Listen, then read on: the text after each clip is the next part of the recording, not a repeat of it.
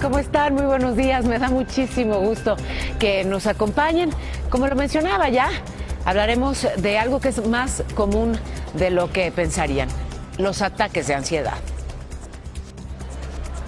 El trastorno de ansiedad es la enfermedad de salud mental más común en el país, pues al menos el 14% de los mexicanos lo padece, según el Instituto de Neurociencias, Investigación y Desarrollo Emocional. Puede afectar a hombres y mujeres por igual y se puede presentar a cualquier edad. Los síntomas son muy claros: tener miedo de manera inexplicable, estar en alerta permanente y tener una sensación de desasosiego. Era algo que estaba totalmente fuera de mi control, era un llorar todo el tiempo, todo el día. Al mismo tiempo de llorar era una tristeza que yo decía, que sentía que me envolvía, y una combinación entre desazón, angustia, miedo, pero no podía ponerle ni siquiera ese nombre, ¿no? Dejé de comer como 2 semanas. Funcionaba para lo elemental, que era llevar a mis hijos a la escuela, recogerlos, y fuera de ese tiempo estaba llorando y triste y mal. Pero el síntoma más evidente es el trastorno de pánico, que se manifiesta con una repentina sensación de terror sin una causa aparente, que puede ir acompañada de temblores, sudoración excesiva, arritmias cardíacas, respiración acelerada y molestias abdominales. Era como una permanente sensación de algo malo va a pasar, algo malo va a pasar, algo malo me va a pasar. ¿Qué? ¿Quién sabe? ¿Pero por qué? ¿Te sientes mal? ¿Estás enferma? ¿Tienes nada? Algo terrible está a punto de pasar. Pamela recibió el diagnóstico en enero del 2017. Tomó tratamiento psiquiátrico, así como ansiolíticos y antidepresivos. Desde entonces no ha sido fácil para ella aprender a vivir con ansiedad, y peor aún, con el estigma que sigue siendo hoy en día padecer un trastorno mental, aun cuando es más frecuente de lo que uno pudiera imaginar. Pero el estigma es muy fuerte.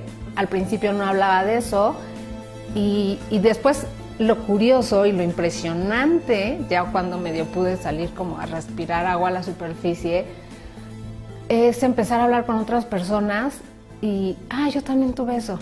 O mi prima, o sea, resulta que entonces todos en mi entorno o lo habían padecido o lo padecían. Entonces yo decía, ¿y por qué nadie habla de esto? O sea, que nos sentiríamos menos rotos y menos descompuestos todos, y todos dijéramos, a mí también me pasa. Pamela ahora sabe que la ansiedad no se cura. Dejó los medicamentos y prefiere tomar terapias alternativas como flores de Bach, la respiración controlada y hasta el tejido. Hoy en día la ansiedad ya no la paraliza, aunque está consciente que puede regresar en cualquier instante, por cualquier motivo. Al aire con Paola, Karina Cuevas.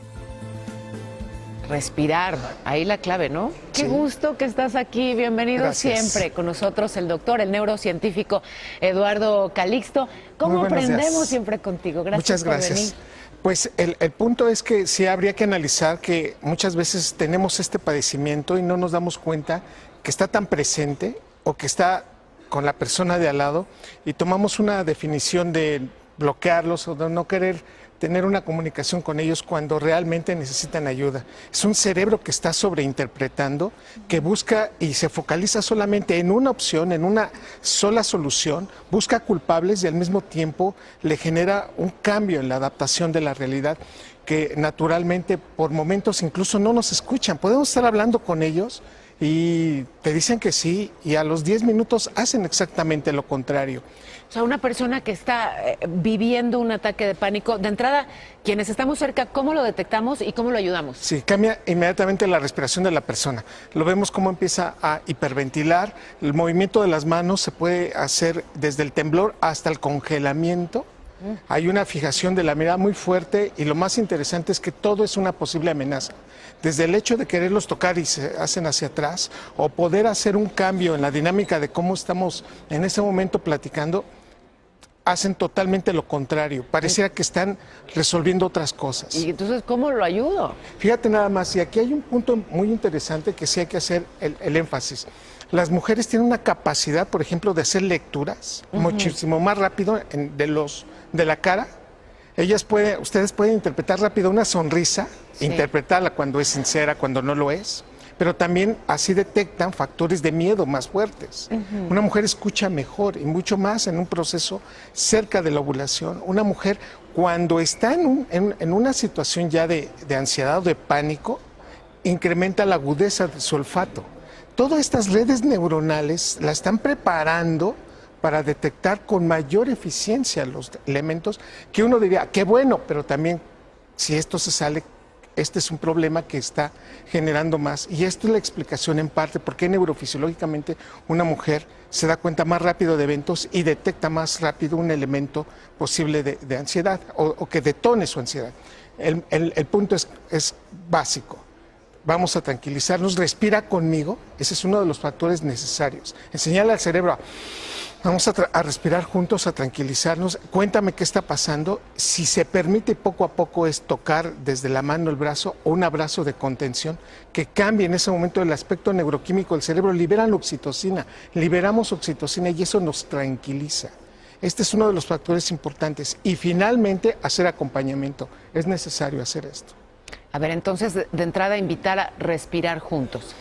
¿Qué pasa si no se logra la conexión, doctor? Porque apenas destacabas que a veces la persona no escucha o hace exactamente lo contrario a aquello que le sugieres. Sí, es el acompañamiento. Aquí estoy contigo para evitar que vayas a hacer cualquier otra cosa, te vayas a salir corriendo, te quieres bajar del coche.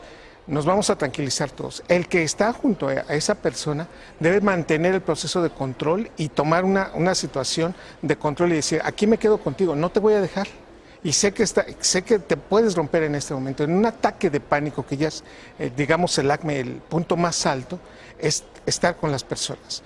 La segunda parte y es esencial, es hablar con personas profesionales de la salud y dar una interacción y decir abiertamente que este proceso puede ir sumándose cada vez más. A ver, con un solo episodio de ataque de pánico, ¿ya es necesario acudir al médico? Sí, es necesario o ir con el psicólogo o ir con el psiquiatra y en el caso de los jovencitos, con los psiquiatras, primero que detectemos cuáles son los factores detonantes. Y esto es básico. ¿Qué es lo que te detona? Alguien que grita, alguien que tira basura, alguien que tiene alguna característica física, algún lugar en especial. Se tiene que encontrar el detonante. Que muchas veces son drogas, ¿no? Por ejemplo, en esos casos, o específicamente después de encontrarlo, poderlo manejar de una manera específica. Y en la investigación es muy clara, algunos medicamentos, entre más neuronas, menos ansiedad. Todos los días producimos neuronas y eso es algo maravilloso. Y uno de los medicamentos que ayuda a esto, por ejemplo, los antidepresivos, incrementan la conectividad, incrementan la división celular, es algo de lo más novedoso que existe en este campo. Y ahora sabemos que sin tener depresión específica, muchos de esos tratamientos pueden ayudar para disminuir los ataques de ansiedad en el futuro. Se necesita terapia, se necesita mucho apoyo y mucha contención de la familia y de profesionales. Bueno, pues eso, no minimizarlo porque vaya que es un tema relevante. Doctor, te agradezco mucho. Un honor, Qué muchas interesante gracias. siempre. Siempre un honor. Gracias, de verdad, el doctor Eduardo Calixto.